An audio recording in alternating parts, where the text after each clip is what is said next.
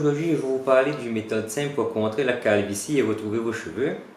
Donc il faut savoir que dans mon cas, jusqu'à il y a quelques années, bon même l'année dernière, j'étais presque totalement chauve. Et je vais vous parler de ce que moi j'ai fait pour revenir à ce résultat-là aujourd'hui. Tout d'abord, il est important de savoir d'où provient votre chute de cheveux.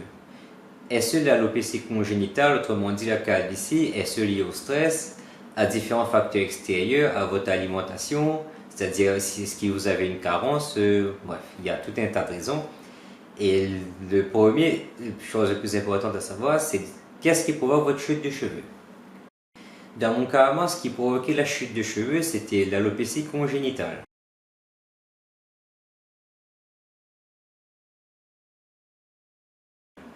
Donc, qu'est-ce que c'est l'alopécie congénitale?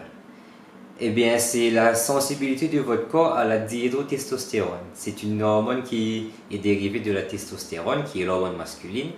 Et donc, c'est selon la sensibilité de votre corps qui fait que vos cheveux vont tomber ou pas. Et donc, il faut savoir déjà analyser cette cause-là. C'est simple à savoir. Est-ce que votre pH est chauve? Voilà. Ça explique en grande partie cette question-là déjà. Donc, il faut savoir ensuite comment ça provoque la chute de cheveux. Ce qui va se passer, c'est que le cycle de vie du cheveu, il va se réduire. Par exemple, le follicule pileux, il aura un cycle d'environ 40 cycles pour la pousse de cheveux. Le bulbe de cheveux, il va produire un cheveu pendant environ 40 fois dans votre vie, qui vont généralement de 5 à 7 ans, qui est la phase anagène, et ensuite ça va tomber, ça va stagner et ça va repousser. La dihydrotestostérone va provoquer la chute de ce cycle, c'est-à-dire votre cycle va se terminer de plus en plus vite et votre cheveu sera juste épuisé, sera en fin de vie en fait. Donc maintenant on a vu à peu près comment ça fonctionne la calvitie chez les hommes. Et donc maintenant je vais vous parler le but du DMA roller et du minoxidil. Donc le DMA roller se présente sous plusieurs déclinaisons. Vous avez celui avec 192 aiguilles. Donc c'est un petit rouleau à passer sur votre cuir chevelu qui, comme je vous le montre ce que j'ai. Donc moi j'ai celui avec 192 aiguilles.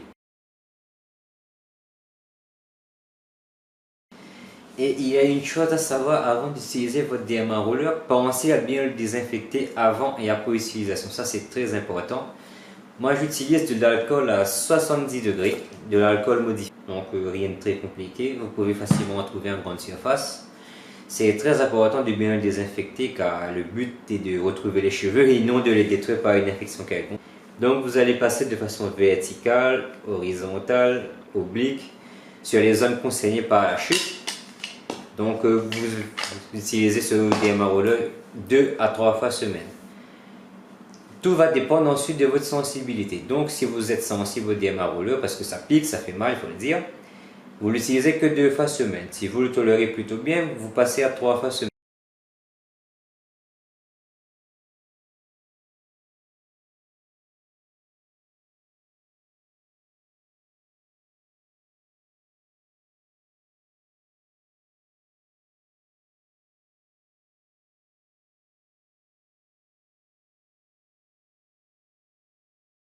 Vous ne pouvez pas l'utiliser tous les jours, sinon vous allez fortement irriter votre cuir chevelu et il y aura l'effet inverse sinon. Ensuite, ce que moi j'utilise, c'est donc le minoxidil 2%.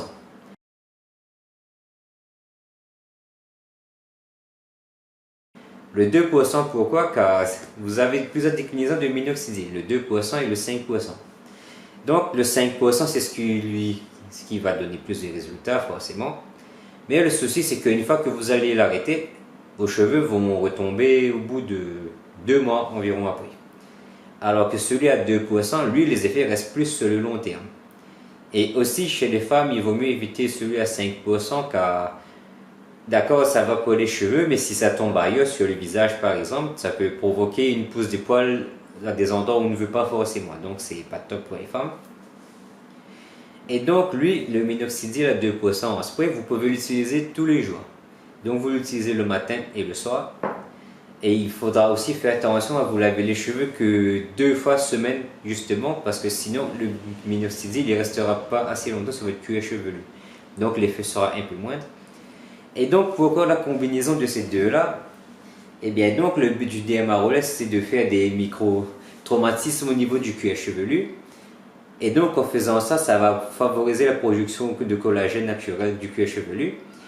Et en même temps, ça va revasculariser à nouveau les bulbes de poils qui sont désactivés. Donc, juste avec ça, ça va améliorer la repousse. Et ensuite, le minoxidil, il va mieux pénétrer votre peau car il y a eu le passage du DMA Roller avant. Et donc, ça peut amplifier jusqu'à 4 fois ses effets, ce qui n'est pas négligeable quand même.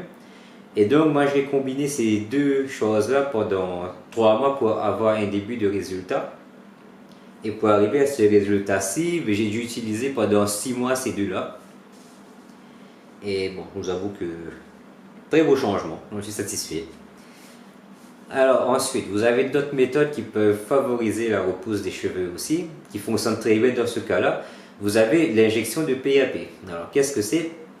On va vous faire une prise de sang et ce sang-là ensuite va passer dans une centrifugeuse. Le but est de séparer les globules rouges des plaquettes. Et donc les plaquettes ils sont riches en facteurs de croissance, ce qui est très utile pour la repousse des cheveux justement. Et le but c'est ensuite on réinjecte ces plaquettes séparées des globules rouges au niveau du cuir chevelu sur les zones concernées où il en manque.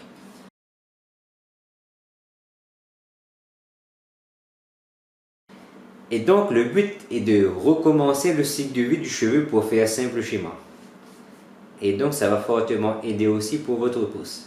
Et ensuite, vous avez la méthode la plus coûteuse qui est très compliquée aussi à excéder du coup, c'est la greffe de cheveux, qui est la meilleure des méthodes, mais il faut savoir que la greffe de cheveux n'est pas une méthode définitive selon votre âge. Vous allez retrouver vos cheveux à court terme, mais là où vous avez retrouvé ça va rester, mais ça va retomber ailleurs, donc il faut faire attention à ça. Et ensuite, ce que vous pouvez utiliser d'autre, ce sont des shampoings adaptés, privilégiez plutôt des shampoings doux, qui contiennent le moins de produits chimiques, car les produits chimiques risquent de contenir des perturbateurs endocriniens. Et ça peut justement avoir l'effet qu'on ne veut surtout pas, favoriser la chute des cheveux. Donc privilégiez les shampoings doux, de préférence naturels. Et aussi en après-shampoing, vous pouvez utiliser les après-shampoings qui réparent. Bon, il y en a différents, moi celui que j'utilise, il nourrit et répare les cheveux. Et ensuite, autre chose que vous pouvez faire en dehors de tout ça, c'est utiliser des masques capillaires. Moi, je n'utilise un qui redonne de l'éclat et qui renforce les cheveux davantage, qui est à l'avocat, qui sont très bons d'ailleurs. Donc voilà, ma méthode pour faire repousser les cheveux.